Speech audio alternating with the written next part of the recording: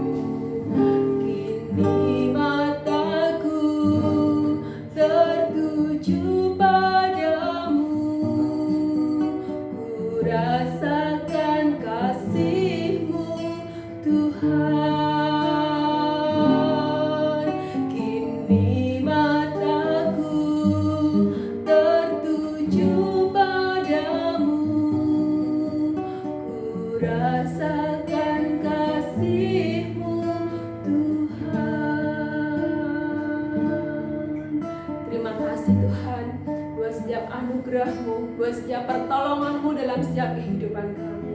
Pagi hari ini Tuhan, kami siap untuk mendengarkan firman Tuhan. Biar firman-Mu itu Tuhan boleh mengubah setiap hidup kami, boleh menegur setiap tingkah laku kami, dan boleh menjadi berkat dalam hidup kami. Kami siapkan hati kami pagi hari ini untuk menerangkan kebenaran firman Tuhan. Di dalam nama Tuhan Yesus kami berdoa dan mengucap syukur. Amin. Shalom, selamat pagi anak-anak. Selamat pagi semuanya. Mari kita belajar dari 1 Korintus pasal 15 ayat 58. Soalnya ini beri tema pekerjaanmu tidak akan sia-sia. Nah, ayatnya begini. Karena itu saudara-saudaraku yang kekasih, berdirilah teguh ya, jangan goyah dan giatlah selalu dalam pekerjaan Tuhan. Sebab kamu tahu bahwa dalam persekutuan dengan Tuhan, jerih payahmu tidak sia-sia. Seorang penasihat keuangan pernah berkata begini, harapkanlah yang terbaik dan bersiaplah untuk yang terburuk. Karena gini, hampir setiap keputusan yang kita buat dalam hidup ini kadang tidak bisa dipastikan hasilnya ya. Apalagi keputusan tersebut kita buat tanpa campur tangan Tuhan ya. Namun kita harus memilih jalan bersama dengan Tuhan, karena jalan yang kita tempuh bersama dengan Tuhan itu tidak akan sia-sia. Apapun yang terjadi, kita tahu bahwa apa yang kita lakukan bersama dengan Tuhan, pada akhirnya hal itu tidak akan sia-sia. Wah, itu keren, luar biasa. Sebab Tuhan jaminannya. Tuhan memberi jaminannya bagi kita. Jadi saat Yesus diutus ke dalam dunia, Yesus penuh komitmen melakukan kehendak daripada Bapa.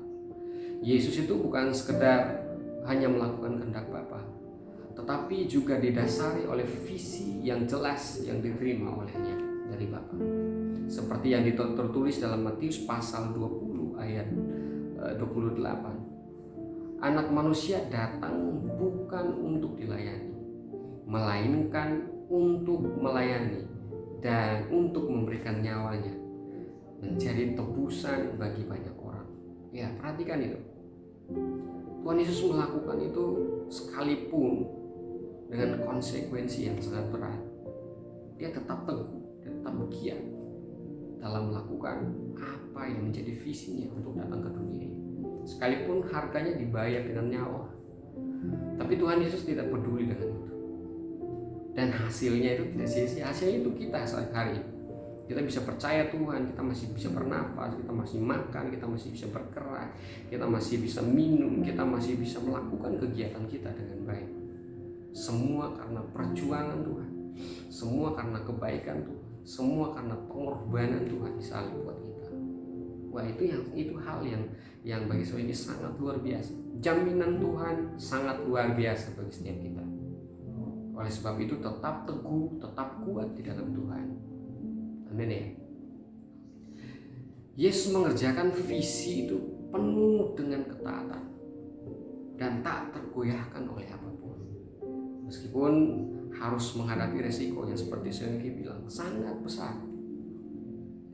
Alkitab mencatat dalam Filipi pasal 2 ayat 5 sampai dengan ayat yang ke-8 bahwa Kristus Yesus yang walaupun dalam rupa Allah tidak menganggap kesetaraannya dengan Allah itu sebagai milik yang harus dipertahankan, melainkan telah mengosongkan dirinya dan mengambil rupa seorang hamba dan menjadi sama dengan manusia.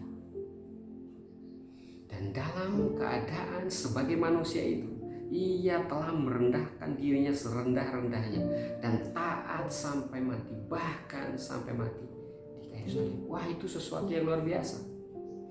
Ya, jadi kita perlu untuk mengikuti teladan yang sudah Tuhan buat.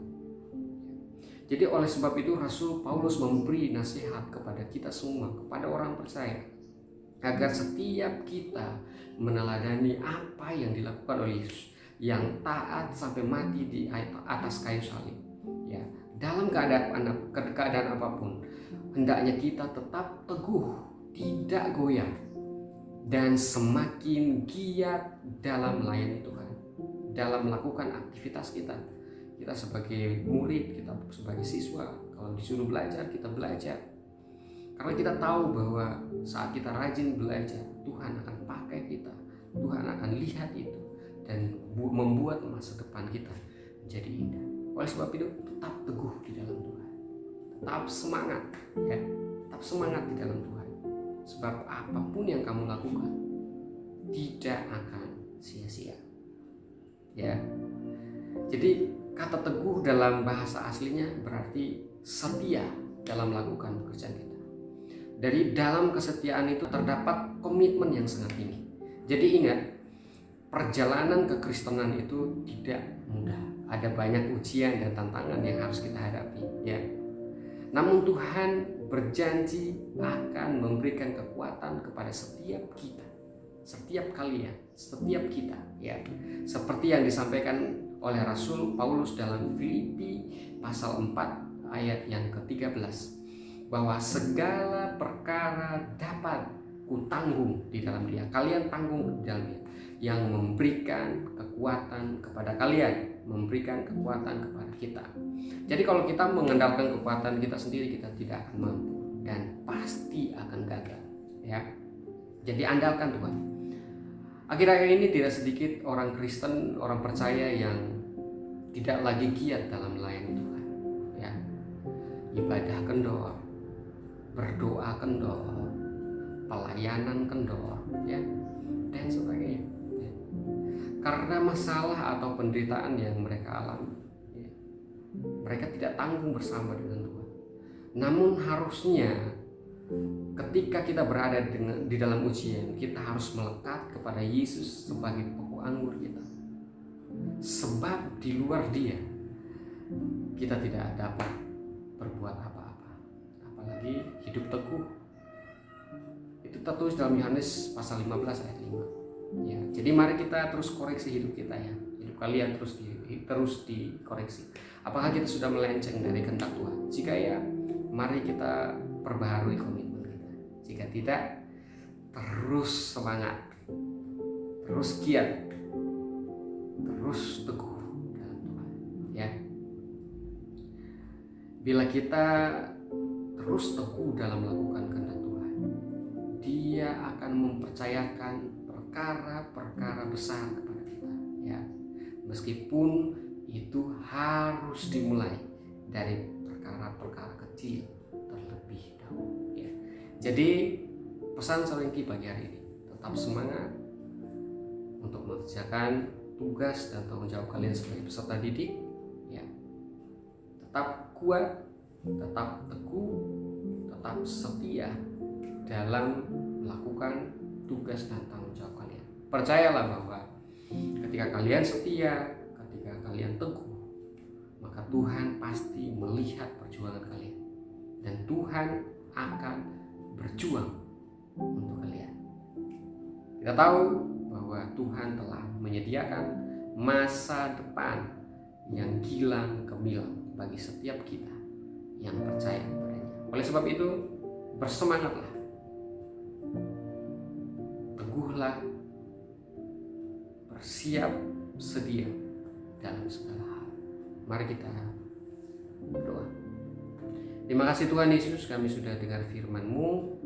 Berkati setiap kami yang mendengarkan firman-Mu, berikan penjelasan lebih lagi kepada setiap kami, ya Tuhan, agar kami tetap teguh, tetap kuat, tetap berdiri di tempat kami sebagai orang yang mengasihi Engkau, yang melayani Engkau. Terima kasih banyak Tuhan Yesus buat pagi hari ini, Tuhan Yesus. Berikan kekuatan kepada kami, kemampuan, hikmat kepada kami, untuk kami melakukan tugas dan tanggung jawab kami. Sebagai peserta didik, kami terus berharap kepada Engkau. Terima kasih Tuhan, hanya dalam nama Tuhan Yesus kami berdoa dan mengucap syukur. Haleluya. Amin. Semangat.